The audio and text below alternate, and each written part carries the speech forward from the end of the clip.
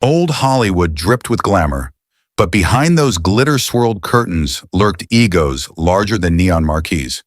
For every dream spun in silver light, a nightmare of bullying, studio bosses, sadistic directors, and diva stars prowled the backlots, crushing careers, wrecking lives, and proving that fame and decency rarely share the same dressing room.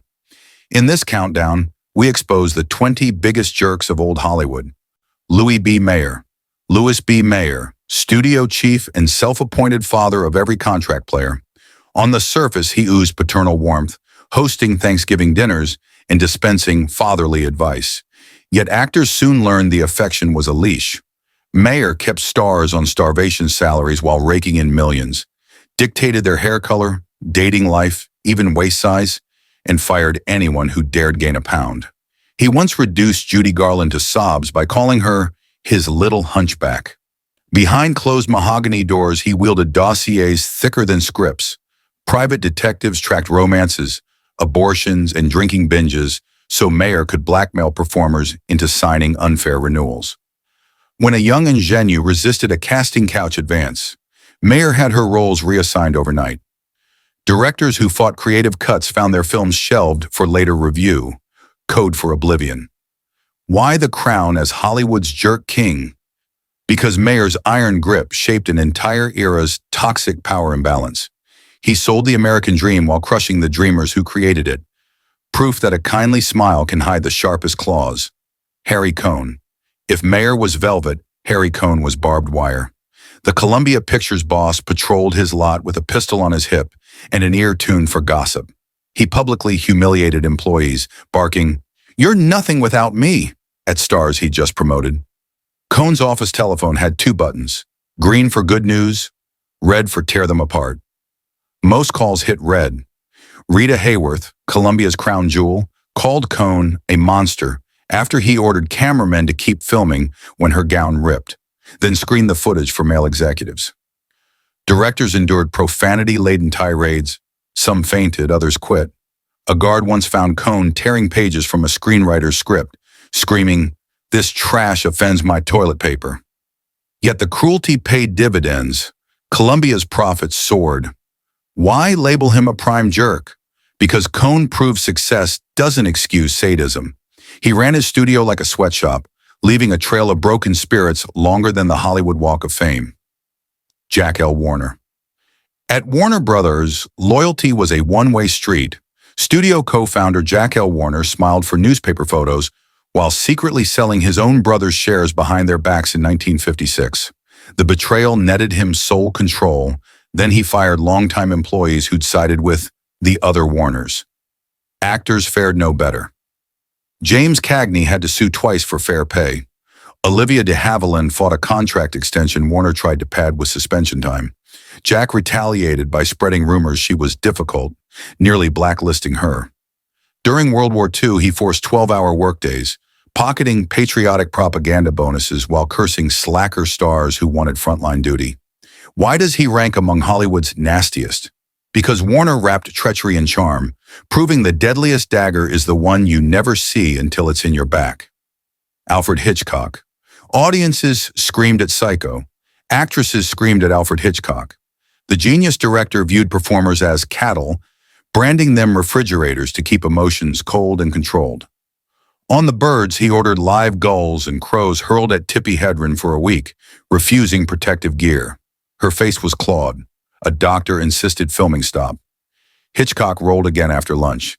He'd send Hedren champagne gifts laced with lewd notes, then sabotage her career when she rejected him, locking her into an exclusive contract and refusing to cast her. Grace Kelly recalled being forced to repeat a kissing scene with Cary Grant over 100 takes so Hitch could capture the perfect sigh. Why the jerk label? Because behind every masterpiece lies a trail of emotional bruises, showing that brilliance doesn't give license to break people like props. Otto Preminger. Austrian-born Otto Preminger brought European elegance and iron fist to Hollywood.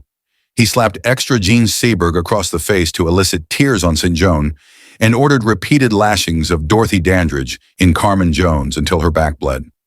Crew members whispered, "Pray for cloud cover. He hates sunlight almost as much as actors." Preminger relished public humiliation, screening dailies only to pause on an actor's worst take and erupt in mock laughter. When producer Daryl Xanic suggested softer handling, Preminger barked, "I hired them to feel pain." His films pushed boundaries, but his methods pushed human limits. He ranks here because artistic daring doesn't excuse cruelty, and few wielded cruelty with such theatrical flair. Joan Crawford. Off-screen glamour hid Joan Crawford's volcanic temper. She demanded co-stars address her as Miss Crawford, even friends.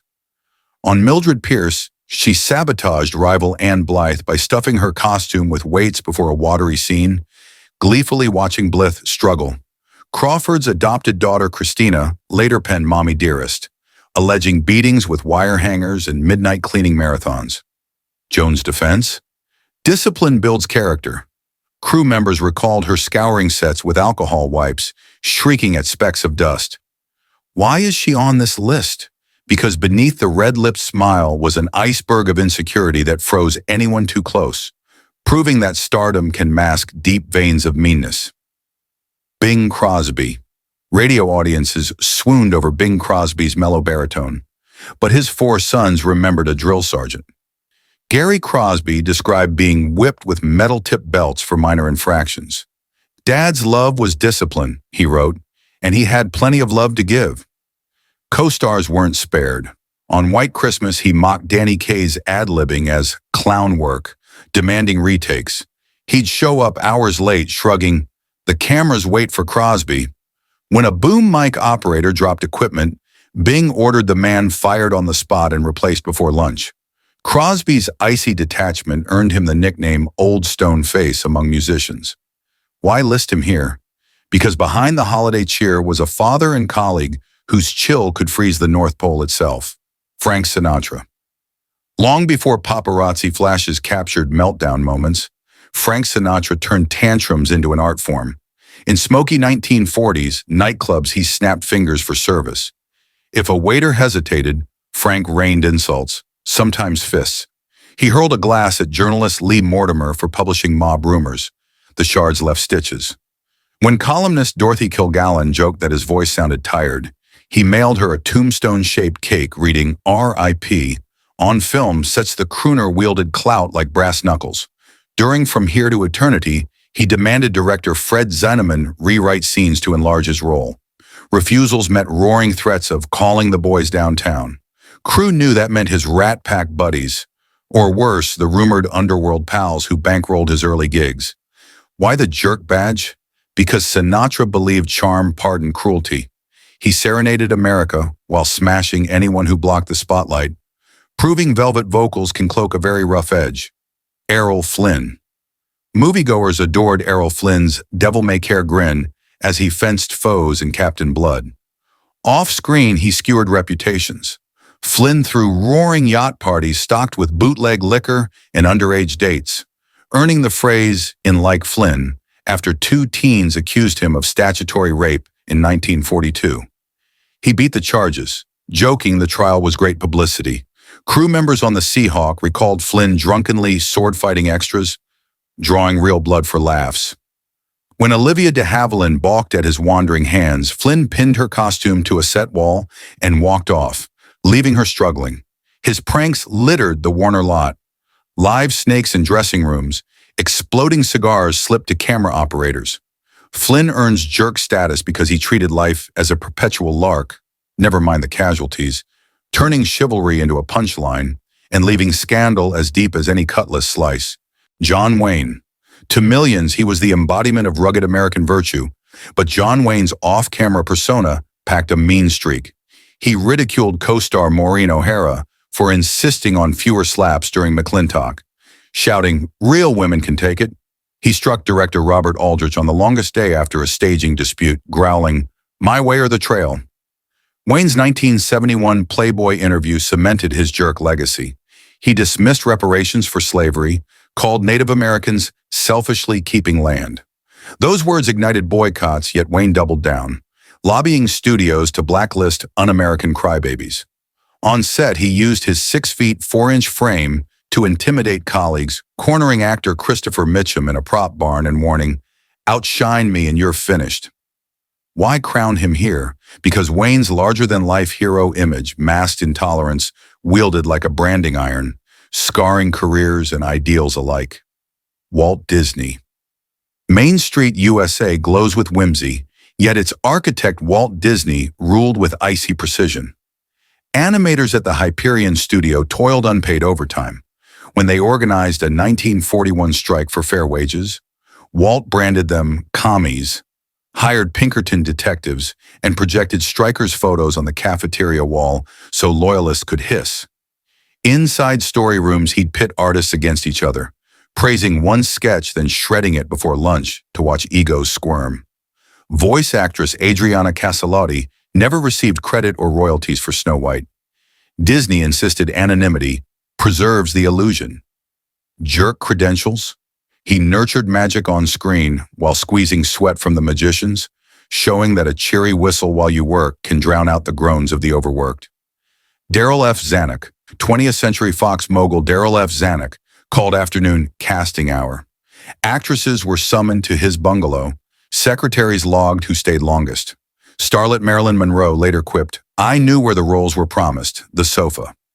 Refusal meant roles cut or postponed for script polish that never arrived.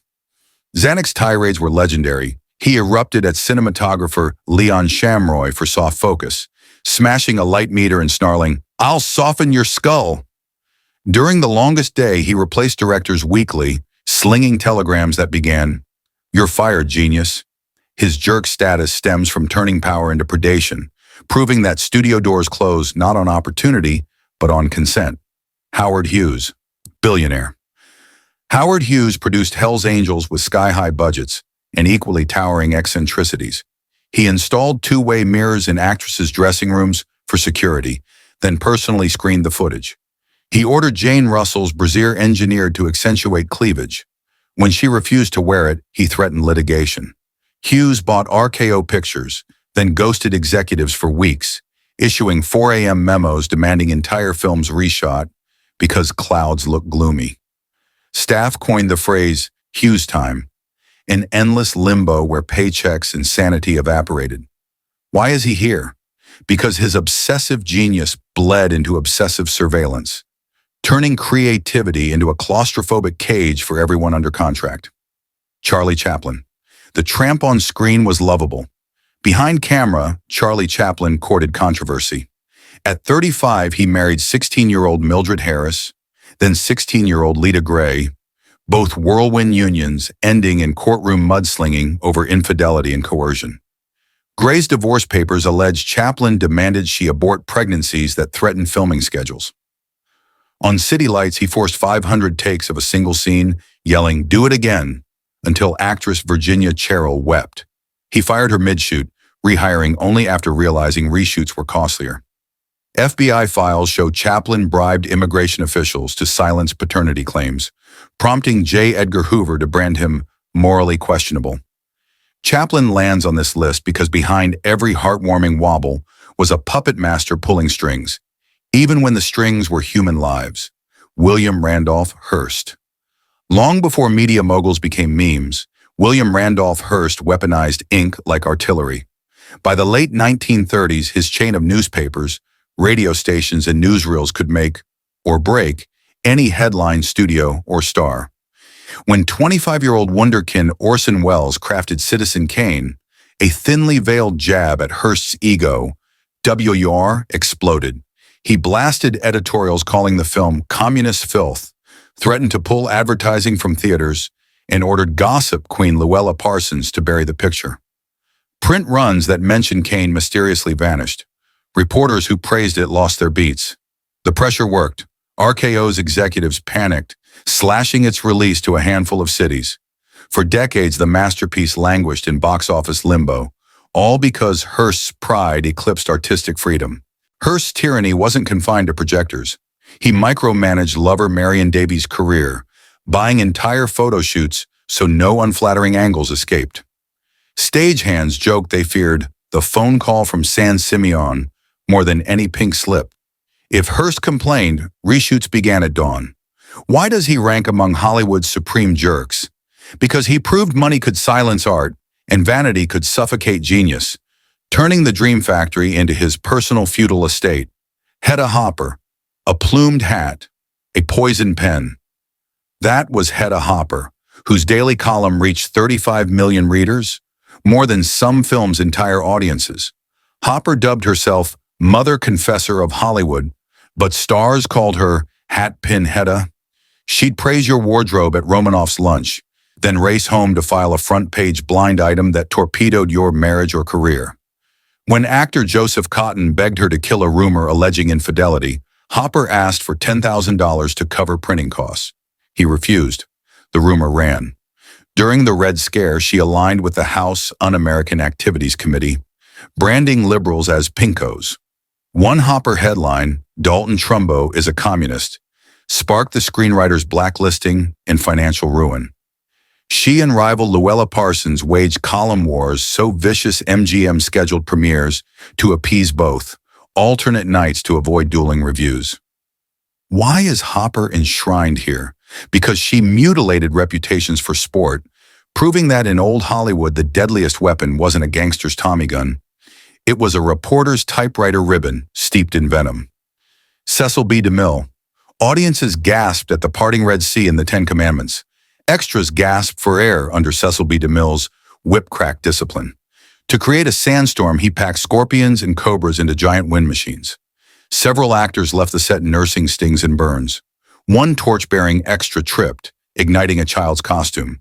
DeMille rolled cameras while makeup artist Frank Westmore tore off the flaming dress. When the director, then in his 70s, suffered a mild heart attack climbing a 40-foot gate set, he rested briefly, ordered a ladder, and finished the shot. His mantra, "The show goes on, over my dead body if necessary." DeMille's spectacles often ballooned into chaos, flood scenes that swept away limbs, chariot crashes that sent stuntmen to infirmaries, mass battles filmed with live ammunition for authentic smoke. Crew nicknamed him CB de Merciless, yet studios indulged him because box office commandments were law. Thou shalt profit. Why list him among Hollywood's jerks? Because DeMille fused pageantry with peril, turning Old Testament epics into real-time trials by fire, proving that grandeur without humanity is just gilded cruelty. Mickey Rooney. Standing 5 feet 2 inches, Mickey Rooney towered over no one, so he compensated with volcanic outbursts. On MGM lots, he'd barge into the writer's building screaming, "You work for me!" Before tossing pages he found unfunny. He pranked co-star Judy Garland by hiding dead fish in her dressing room vents. She replied with tears, he with laughter. Waitresses dreaded his table. A lukewarm coffee might earn a plate hurled against the wall. Rooney's personal life, 8 marriages, gambling sprees, and bankruptcies, was a carousel of collateral damage. He bragged about affairs with underage starlets, later dismissing them as kid stuff. Biographers recount chauffeurs quitting en masse after Rooney spat tobacco juice onto the windshield during traffic jams. Why mark him a jerk? Because beneath the boy-next-door grin lurked a bully who mistook chaos for charisma, leaving colleagues exhausted and audiences none the wiser. Log in or sign up to view? Jerry Lewis. Slapstick maestro Jerry Lewis idolized wishbone pratfalls, but behind the laughter lay menace. Actress Karen Sharp recalled Lewis locking a dressing room door, groping her, then blacklisting her from on-set conversation when she recoiled. Hope Holiday described him masturbating openly during rehearsal. After female cast members protested, Lewis instituted a rule. No one speaks unless the king speaks first. Crew endured venom-laced tirades over mistimed cues. One lighting tech quit after Lewis smashed a Fresnel lens and charged it to payroll. He'd improvise new gags mid-take, then berate co-stars for missing beats he never rehearsed. Yet publicly he preached charity, hosting telethons with tearful pleas. Why is he here? Because Lewis's brand of humor came at a steep human cost, showing that the clown's painted smile can conceal the sharpest teeth. Kirk Douglas. Muscle-bound charisma made Kirk Douglas a box office titan. But even he admitted, "I'm probably the most disliked actor in Hollywood, and I feel pretty good about it." Directors braced for battles. On Paths of Glory, he shredded a script in front of Stanley Kubrick, snapping, "Write it again, kid." Co-stars recalled Douglas demanding extra close-ups, pushing them off their marks to hog lens center. Off-set, darker shadows fall. Natalie Wood's sister Lana alleges Douglas raped the 16-year-old starlet at the Chateau Marmont in 1955, a trauma Wood kept hidden to protect her career. Douglas never faced charges, but rumors trailed him like cigarette smoke. He bragged about fist-fighting crew who dared question his blocking, and he once cracked a stuntman's rib during Spartacus, shrugging, "It'll look real." Why finalize our list with Douglas? Because he embodied Hollywood's paradox. Heroic on screen, ruthless in life, reminding us that celluloid valor can mask flesh and blood vice. Old Hollywood dazzled the world with sparkling gowns and silver screen dreams, but the glare also cast long, jagged shadows. Why revisit their misdeeds? Because history's glamour often hides hurt, and only by ripping away the velvet drapes do we see the real cost of the show. If you found these revelations eye-opening, smash that like button, share the scandal with fellow cinephiles, and subscribe for more deep-dive documentaries that keep Hollywood's brightest lights and darkest corners blazing in equal measure. Until next time, keep your popcorn close and your illusions closer.